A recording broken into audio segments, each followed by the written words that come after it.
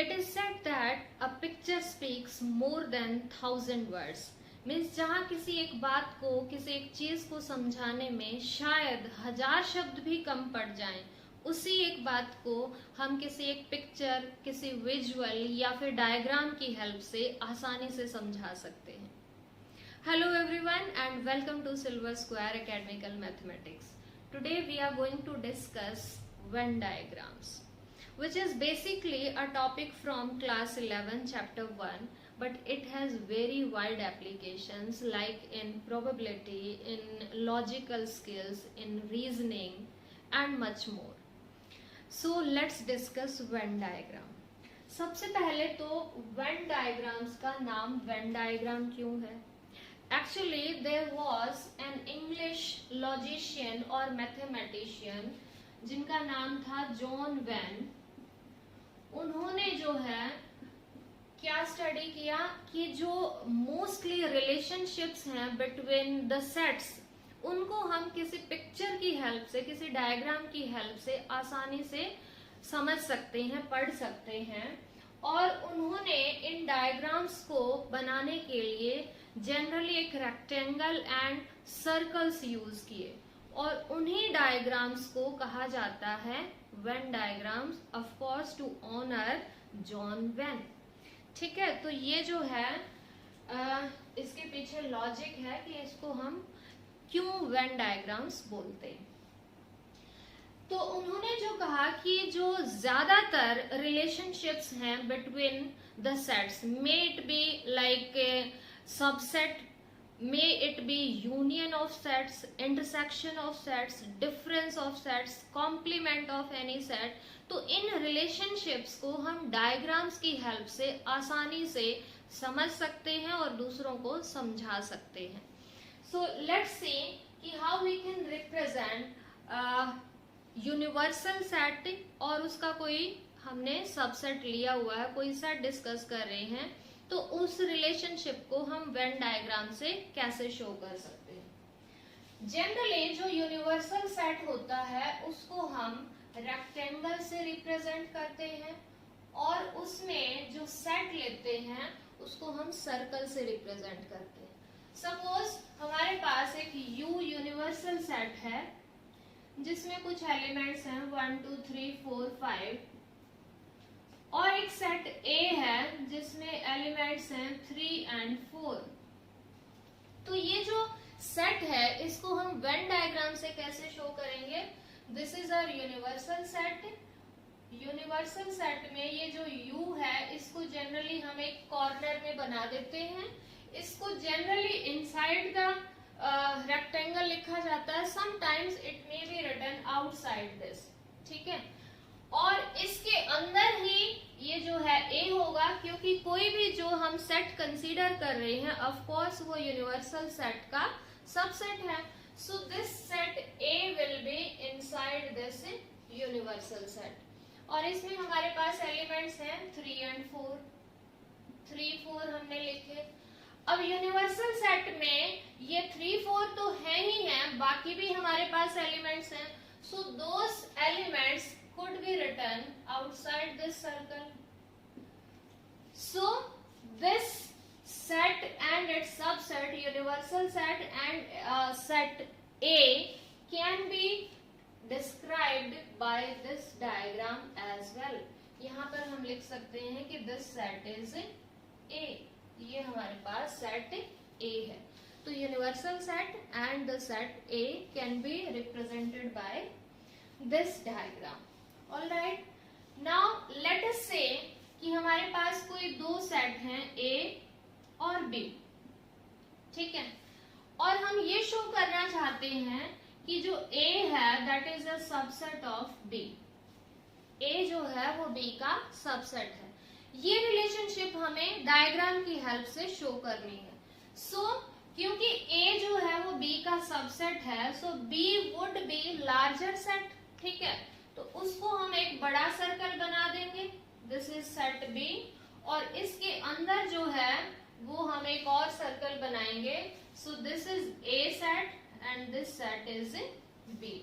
It is clear that A is a subset of B. all the elements in A are there in the set B as well. ठीक है, तो subset को हम इस तरीके से शो कर सकते हैं. ठीक है, ये जरूरी नहीं है कि इसके बिल्कुल टच नहीं होना चाहिए. वी में शो इट लाइक, हम एक सर्कल यहां बना सकते हैं. This is also a diagram to show that A is a subset of B. इसको हम टच भी कर सकते हैं बट बाहर नहीं आएगा क्योंकि ये इसका एक सबसेट है. All the elements in set A are also in set B. क्या होगा अगर हम कोई इस तरह से डायग्राम बना दे? तो ये जो डायग्राम है ये ऑफ कोर्स ऐसे शो होगा like this is set A, this is set B. इसमें ये बिल्कुल शो हो रहा है कि जो A सेट है that is not a subset of B, although they have some common part, common area है यहाँ पर, यानी कि कुछ common elements हैं. तो that means हमारे पास A is not a subset of B and of course B is also not a subset of A. ये जो shaded part है यहाँ पर, this is common part of both the sets. So of course this is representing A intersection B.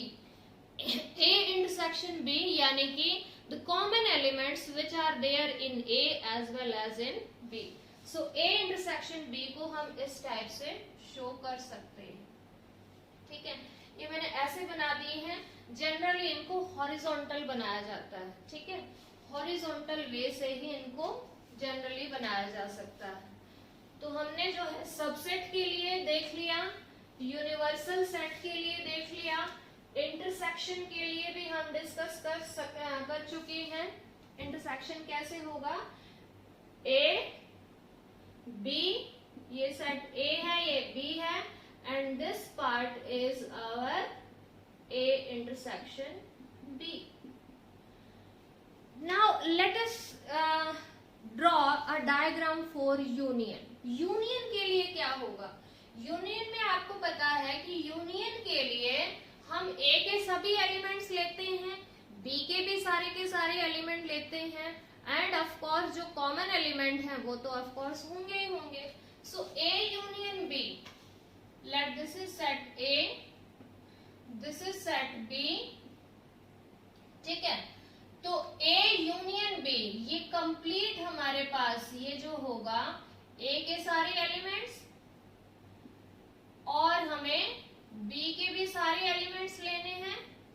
So this shaded part जिसमें मैं ये stroke लगा रही हूं, ये आप देखेंगे तो इसमें है all the elements of A as well as of B. So this shaded part is A union B. Common part जो शेडेड था वो क्या होगा? A intersection B.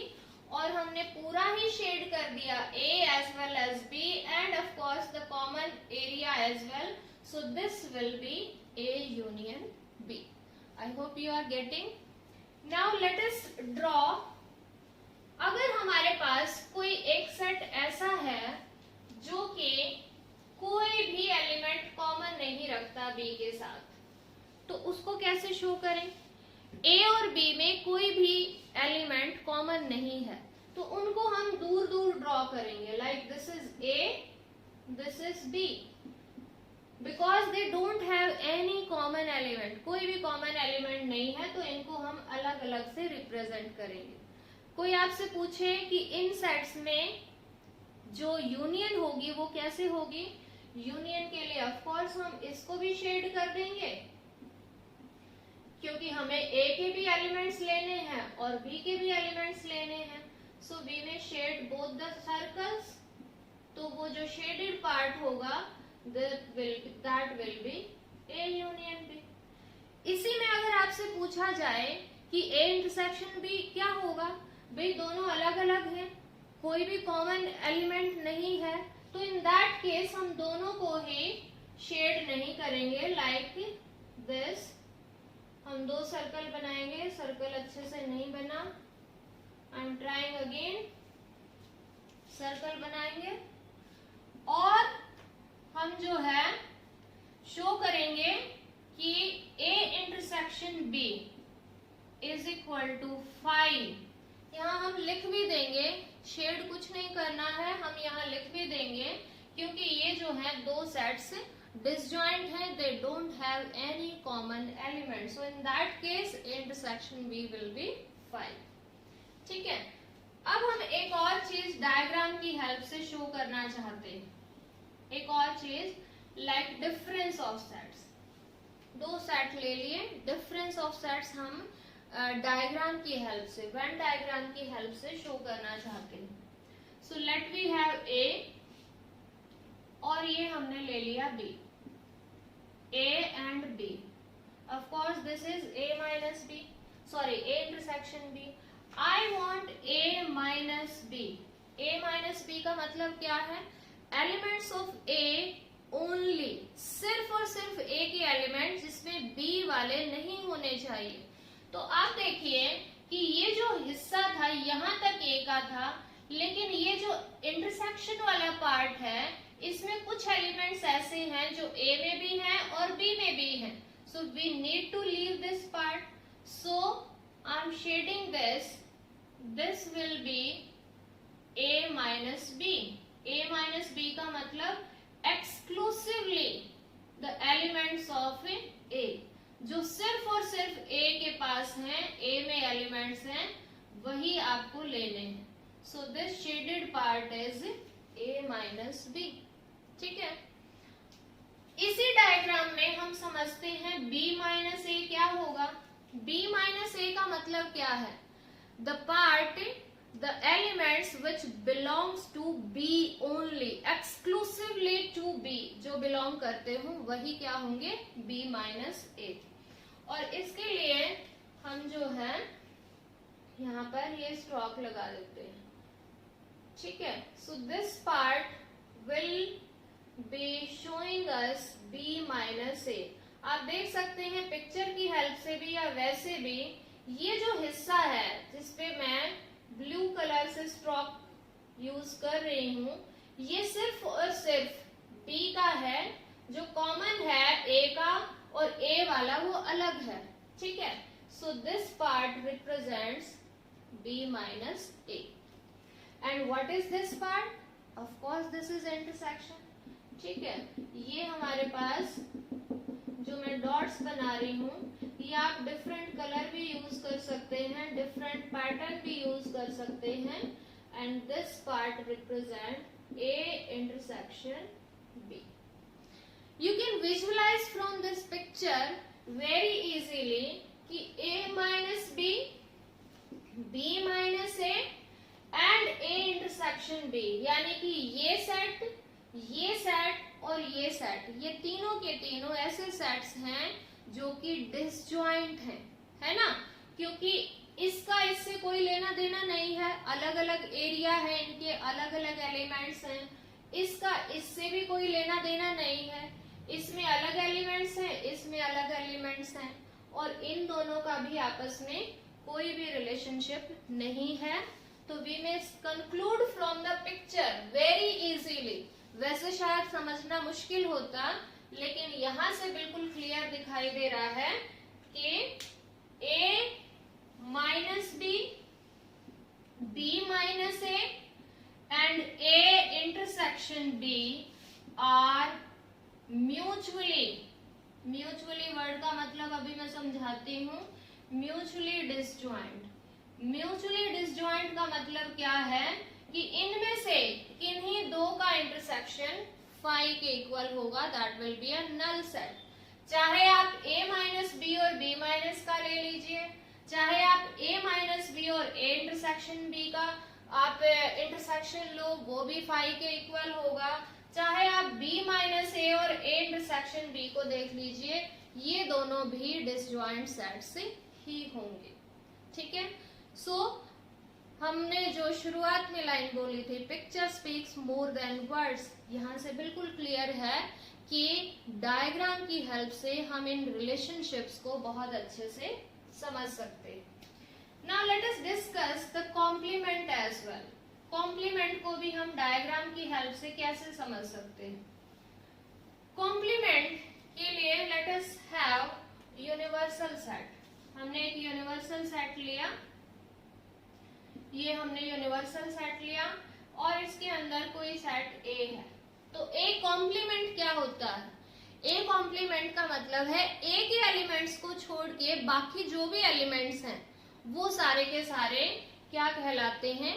The set of elements which contains all the elements of universal set except the elements of A is called A complement. So इसके लिए क्या होगा?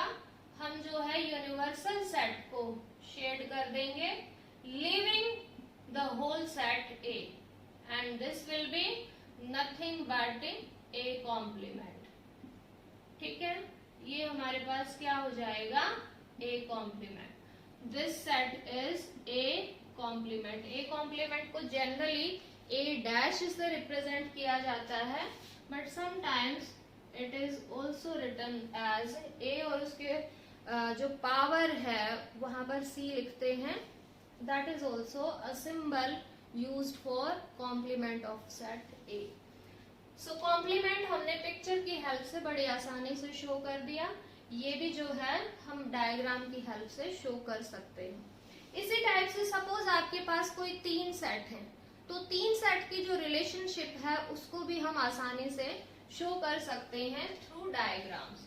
For example suppose कीजिए कि ए, बी और सी ये 3 सेट्स हैं जहां पर A is a subset of B but C is not subset but A is not subset of C. C अलग है, ठीक है.